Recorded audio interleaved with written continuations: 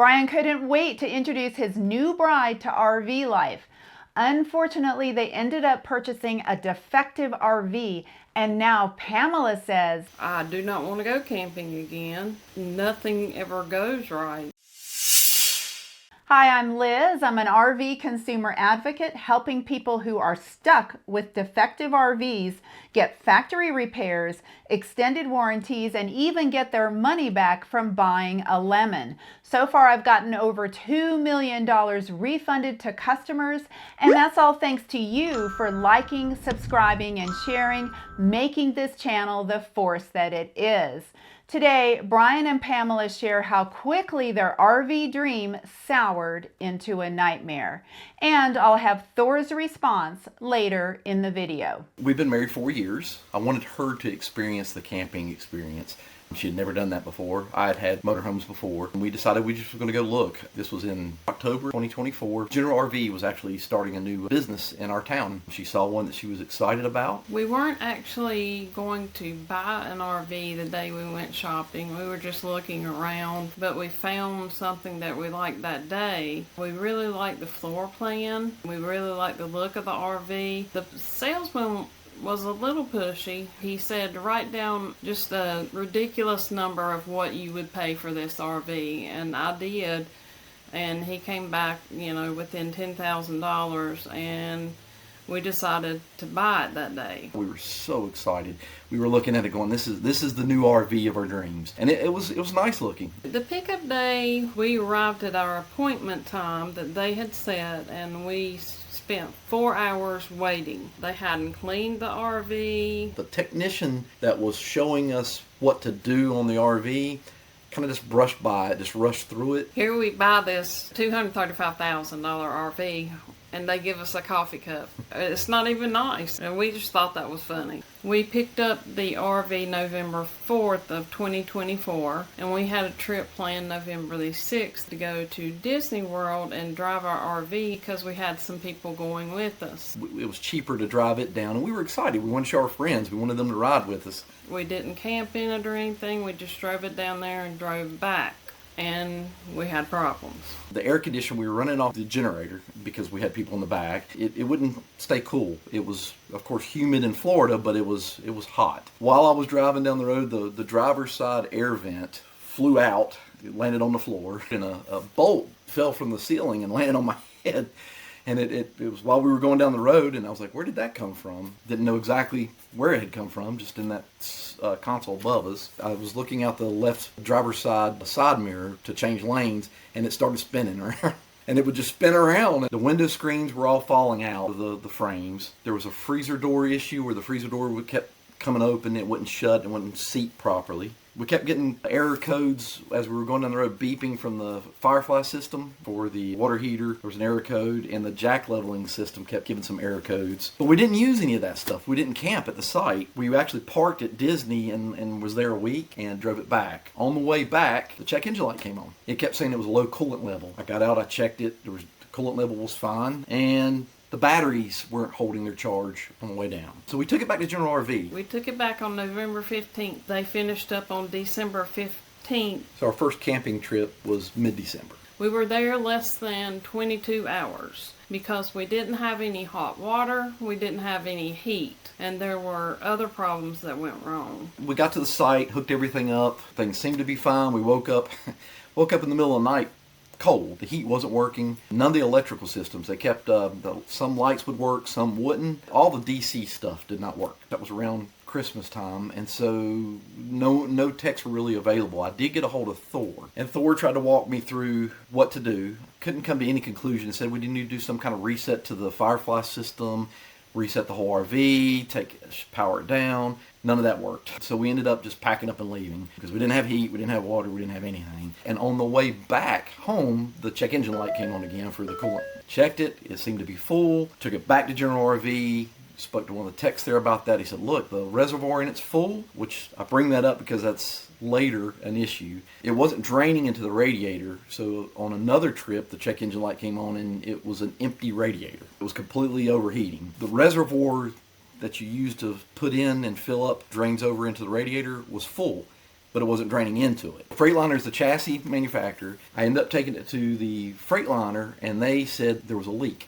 And it came from the factory, everything was loose, the pipe fittings, and that was what the leak was. He leaked all the radiator fluid out slowly, and they had to go in and tighten that back up. The other issues that we had from that trip, the inverter was malfunctioning, we thought. That's why we thought the DC stuff was not working. General RV had that. They took it on December 30th, and they had in their possession until March 6th of 2025. We got assigned to a new technician. She basically tells me that it's not your inverter. Your inverter's not a problem. It's faulty wiring. The reason why you're having all these issues, we thought we went through the whole process of, we changed out the house batteries twice. They realized, nope, it's a wiring issue. So while it was there, during that time period, they had identified some additional issues. When we dropped it off there, it was, of course, during the winter months. And so they never said anything about winterization. So when it sat there from December to March, it actually froze up. And so they had a whole lot of issues where they had to replace the hot water heater, some piping, water check valve, water pump hat was damaged, they had to replace that. Fresh water tank was cracked, the shower valve, basically the whole water system was tanked. By this time, this is frustrating. We're having to come back and lost money for the campsite. We actually had several other camping trips that we had planned, but didn't get to tank those because, of course, it was in the shop. When I'm traveling, I only need 3 things to keep bringing you videos: a powerful computer, internet, and a really good VPN. When you're traveling and using your computer on the road, it's so important to be safe and protected. That's why I use Surfshark, and I want to thank them for being the sponsor of today's video. Surfshark is a powerful app and browser extension that keeps you safe and private online.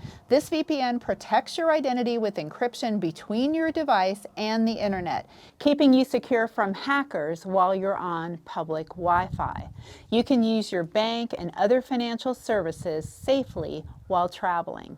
Additionally, you can change your location with just one click in order to access websites that may be blocked in your country.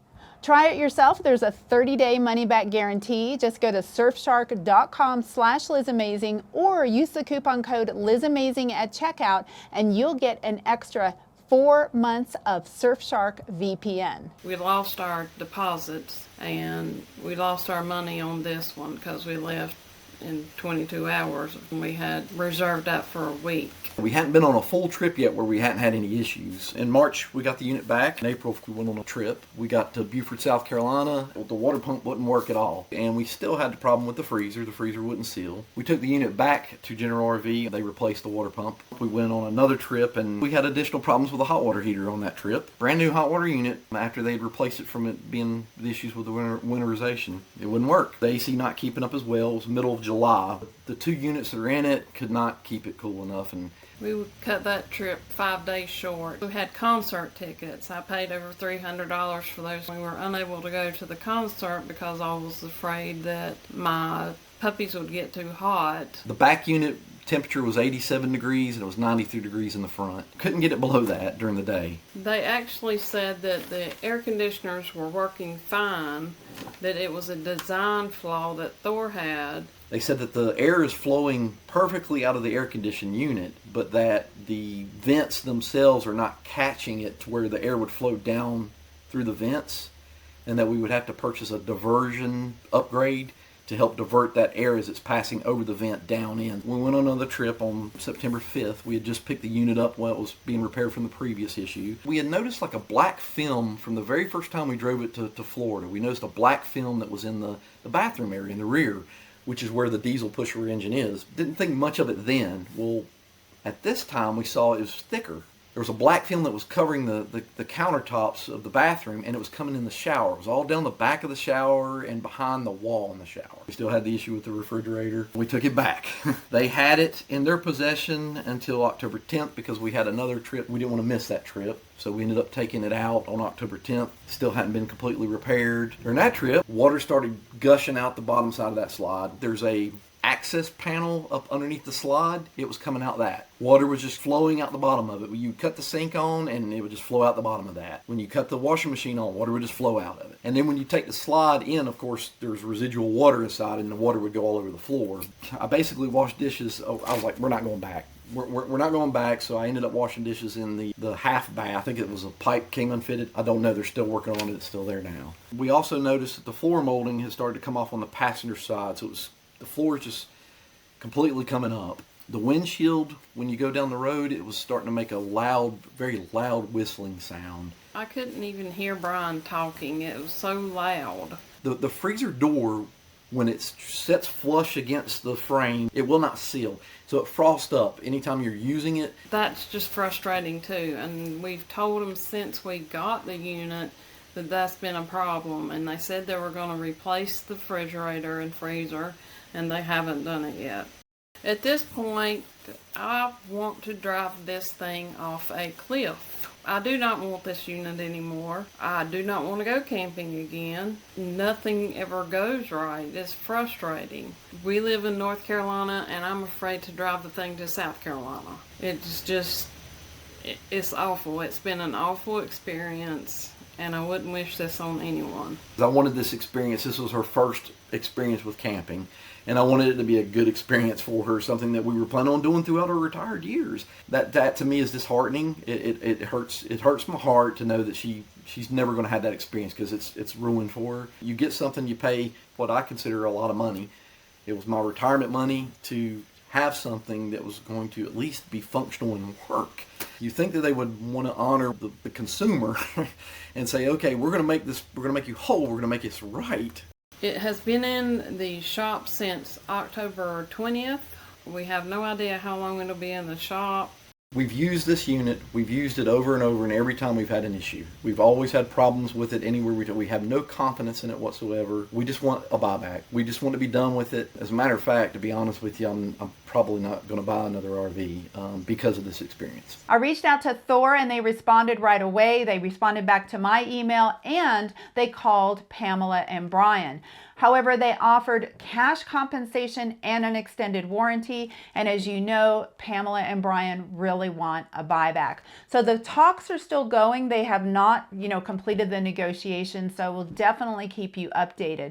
Let me know in the comments what you think Thor should do, and also any advice you have for Thor so that these defective RVs never leave the factory. Thanks so much for watching, and I'll see you in the next video.